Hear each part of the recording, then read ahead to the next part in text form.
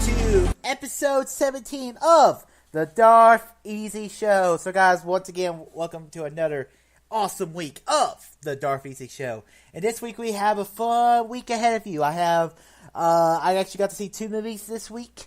I have some TV shows plus a review of everyone's most anticipated, one of the most 2017 anticipated shows, The Defenders.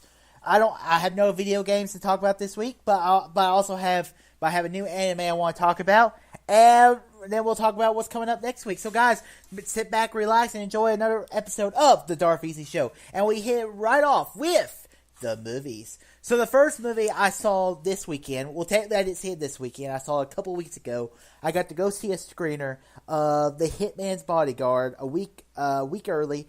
So that review has been up on my YouTube channel for a while, but I have been waiting a while to talk about it because I don't want to talk spoilers about the movie because, I don't want to be a dick. And what I really liked about this movie, first off, we just got to talk about it. Ryan Reynolds, I think, has proven himself as a better actor as of late. If we go from Deadpool, where in Deadpool he's absolutely fantastic, he completely fits that character. Or if you talk about Life, I thought he was really good in Life, which came out back in March. And I think this movie just kind of show he is making some better choices acting wise. And then you also have Samuel Jackson. Samuel Jackson, he's been in a lot of shit. Let's just be perfectly honest. He's been in a lot of bad movies, but he's also been in a lot of good movies. And is this one of his best movies? Absolutely not. That being said, I very much enjoyed this movie. This movie is not perfect by any means necessary. So the main problems with this movie is, the main thing I did not care about this movie is, if you think you've seen this movie before, you have seen this movie before. It absolutely plays on all the basic tropes you get of a buddy cop kind of movie. You have Sam Jackson, he's a hitman, and then you have Ryan Reynolds, he's the bodyguard. The thing that I liked about the movie was that they kind of play at the thing where the bodyguard's always trying to protect the client that the hitman is trying to kill. So the two have run in each other multiple times throughout their careers of their respective fields. And that's one thing I really liked about it. And the two had really good chemistry with each other. But the villain, Gary Oldman, I thought he was a little cartoony in this movie. He had his really bad Russian accent. I just did not care for his performance. The Gary Oldman character could have been absolutely anybody. And the fact that it was Gary Oldman kind of distracted me from the rest of the movie. Some of the chase sequences was cool, but most of it was used as shaky cam. I did not care for that. So really, Hitman's Bodyguard's a movie you don't really have to see.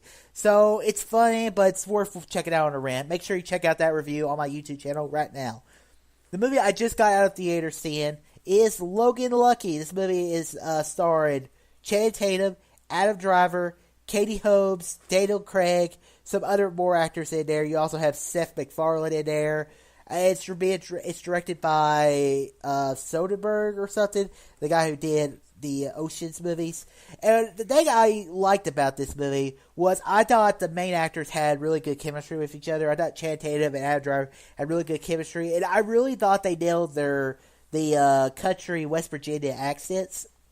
And that's one thing I did enjoy about the movie was I liked the chemistry between them. And this is a heist movie. So you get all the tropes you see in every other heist movie. You see the planning of the heist, then what they have to do, getting the right people for each job. So that's one thing I really did enjoy about this movie. Overall, though, I didn't find the movie. I didn't know if the movie was being advertised as a comedy. So I didn't really find the movie that funny. That being said, I did really enjoy the movie. There is one really funny moment.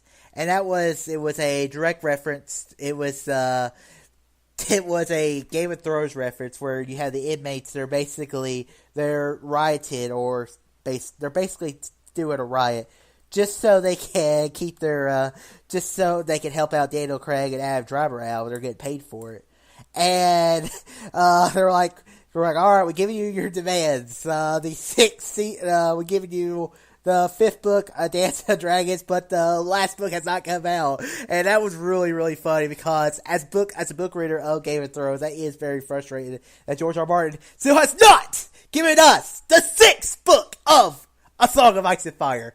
But overall, I enjoyed this movie. It's something that it's enjoyable, but it's not great. Make sure you check out my full review of it tomorrow. And now let's move on to the classic movie review of the week.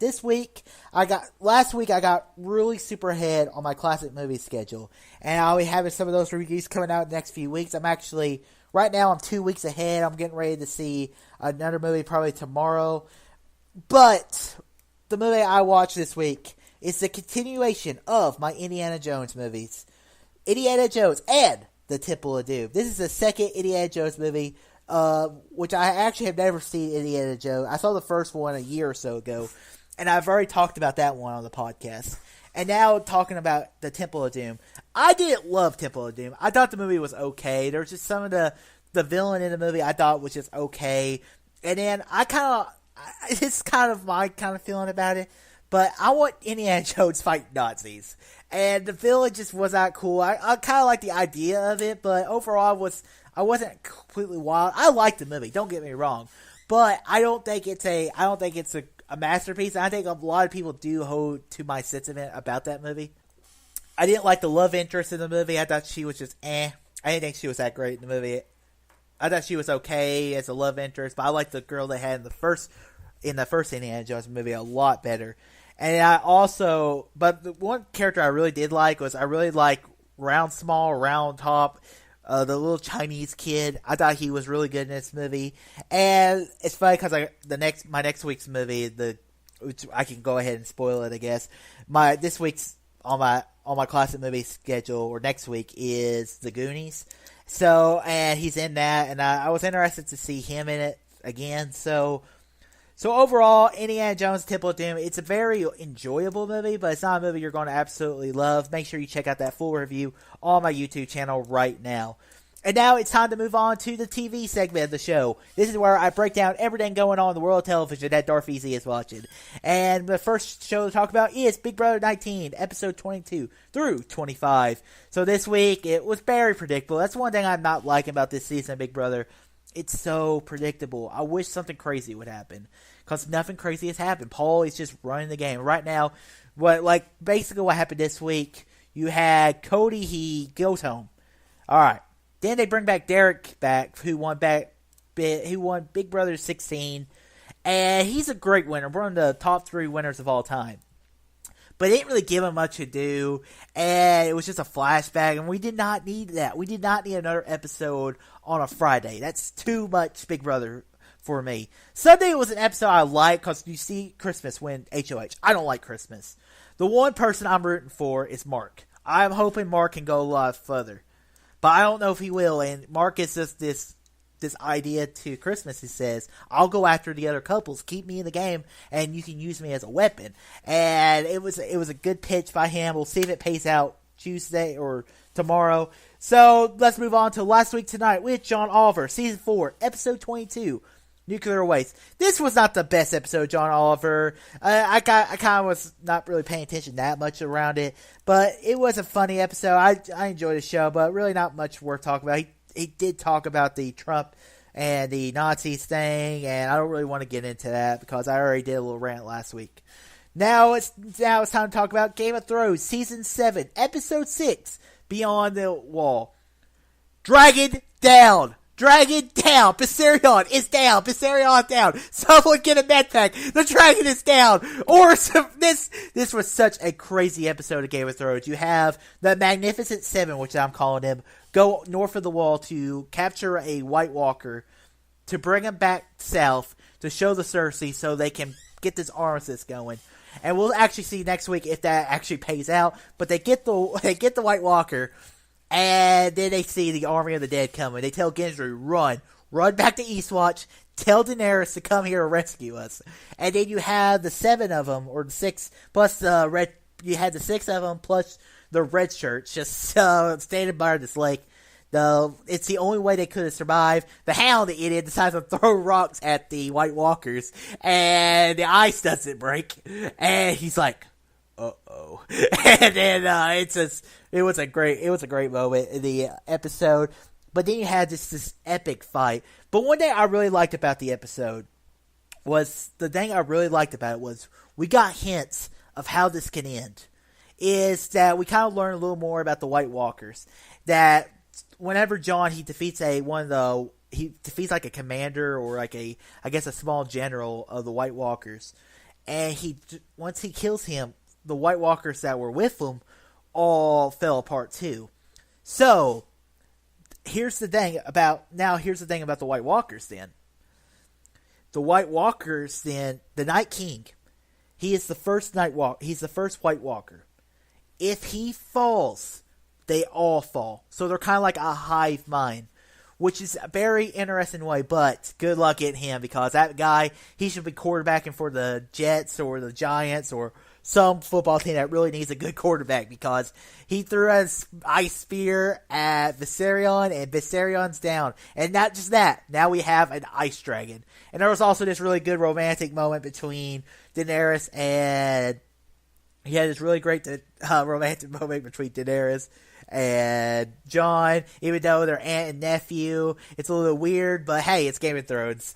And the other thing that happened in this episode, Sansa's not trusting Arya, and Littlefinger's kind of playing the game. Sansa sees her bag of faces. So that really ends my discussion of Game of Thrones. My next week's episode will be a Game of Thrones Season 7 recap, so I'll be talking about that next week. And now... it's time to talk about Defenders Season 1. Wow, what a incredible show this was. I liked Daredevil Seasons 1 and 2. I thought those were the best of the show. Jessica Jones, I really liked Kilgrave. Iron Fist, I liked the first half of Iron Fist. Did not like the second half of Luke Cage. And then Iron Fist had its moments, but overall was just a eh. So here's the thing that I liked about Defenders. I liked, first off, Finn Jones as Iron Fist. I thought he did a lot better job than he did in Iron Fist. I thought his acting in the show was 100 times better than it was in Iron Fist. I think a lot of that had to do with he didn't have to deal with Scott Buck's show running in the show. And then some of the action was so cool. The hallways, the best fights was like episode 3. I believe it was episode 3. It might have been episode 4, but it was episode 3. They're in a hallway, and you have them all four fighting. They're all four fighting the hand. Sigourney Weaver was just fantastic. I mean, she's Sigourney Weaver. I mean, you're going to expect a great performance from her. I thought she did such a good job. She was such a menacing villain. And then the other thing worth talking about in this episode, in this season of Defenders, was Elektra. They brought Elektra back, and she's kind of the main antagonist of the season. I thought she was really cool too. Just some of the action in this show was cool, and then some of the cool character moments. And the show does a really good job of setting you up for what's going to happen in season 2 season 2 of Defenders. I wouldn't say that, but more it sets each of the characters up for their own show. You have Iron Fist, he's getting ready to be a vigilante again in New York. You have Luke Cage going back to Harlem. He's probably going to deal with Mariah and Shades. You're going to have Jessica Jones. He's reopening the doors of alias investigations. And then you have Daredevil, who at first we thought, hey, he might be dead. But no, he's not dead. He's just in a nun home where he says, tell Grace he's awake, which is most likely his mother. So who knows when Daredevil Season 3 is going to be coming out. We were getting the Punisher. We got the Punisher trailer this week, and my God, he wasn't in this season of Defenders, but I will not be surprised if Punisher is the best show of all of them. I will bet we will see the Punisher in Defenders Season 2. But this was a great show. I really, really like Defenders. You can check my full review on my YouTube channel right now. I uploaded it Monday. Now time to move on to video games. Don't have any name for video games, so let's move on to Boruto, Naruto, Next Generations. Season 1, Episode 20, The Boy with the Sharigan. In this episode, you had Sarada and Chocho. They're following Naruto as he meets up with Sasuke, and Naruto senses them, but there was this boy, Shin Uchiha, who fights Sarada, who's actually after Sarada, and Naruto. You get to see Naruto go loose. You get to see a little Kurama. So that was a really cool moment between that. So I really liked that, and it was cool that Sarada. It's just an emotional moment for her as she sees her father, and her father's. It's like, so you're one of them, huh? Because he doesn't know what his daughter looks like. So we'll see what happens next week on Boruto. And now it's time. So this is usually where I end my anime segment, but I just started a new anime last week. It's a show I've been hearing a lot about. I have a guy at work, a friend from work I work with, and he was telling me about this show. And then I listen to TV Talk all the time, and Emma Fife's been talking about it on Wednesdays. And that show is My Hero Academia. I watched the first episode of the show, and I have to say I really liked it. I thought it was a great show. I thought it was really cool. The basic premise of My Hero Academia is that pretty much everyone in the world, like 80% of the population, have a superpower. And then people with superpowers are trying to stay in the public light, so they stay relevant, so they get money. So it was very interesting. You have more villains going on in the world, and it's just, love of like comic book movies and all this stuff. So it was a very interesting anime. You find out the main character, he doesn't actually have I forget what it was called, but like a superpower, and it's going to be interesting. More of this show. I'll be talking more about My Hero Academia because that's probably what I'm going to be watching for the next few weeks. So now it's time to move on to books. I've been reading Star Wars Inferno Squad. Not much has been happening in the book I've read so far. I'm really slow. As you know, I'm a slow reader. As y'all were noticing when I was doing my Ahsoka reviews. I'll be going back to that book eventually. But Star Wars Inferno Squad, I'm liking what I'm reading so far. Right now, they just got their own personal ship, and they just find out who they're going to be going against. So I'll talk more about that next week. So now it's time to move on to my final segment of the show, and that is upcoming. This is everything coming out in theaters next week or on the Netflix for once. And the first movie we're talking about is Birth of the Dragon.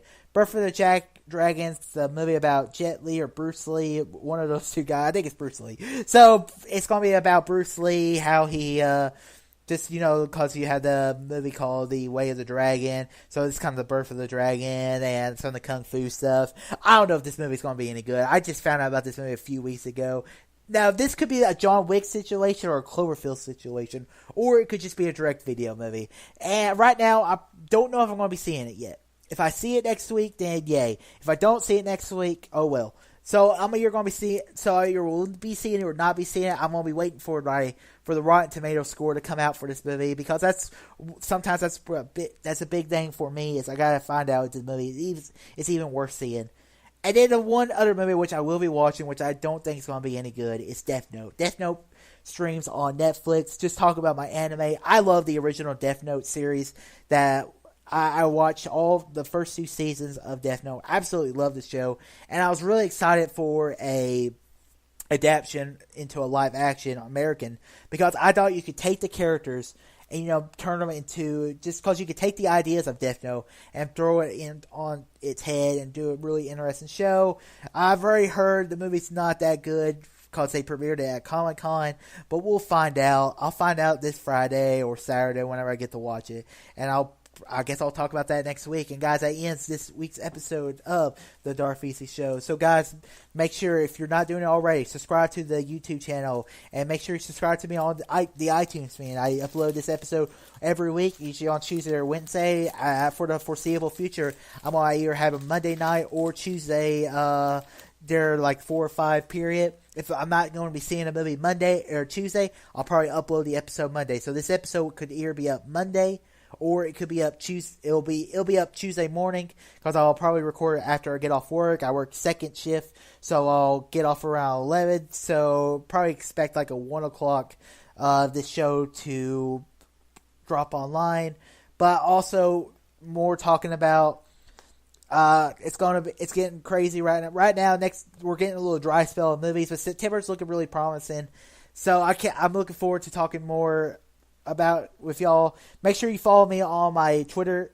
It's at DarthEasy2, and support me on all other social media platforms. I have a Facebook account, just a DarthEasy fan page if you want there. If I get some more followers, I'll try to update a little bit more, but it's kind of hard to do when you don't really have that many followers. So guys, until next week, all too easy, and make sure you always stay safe out there.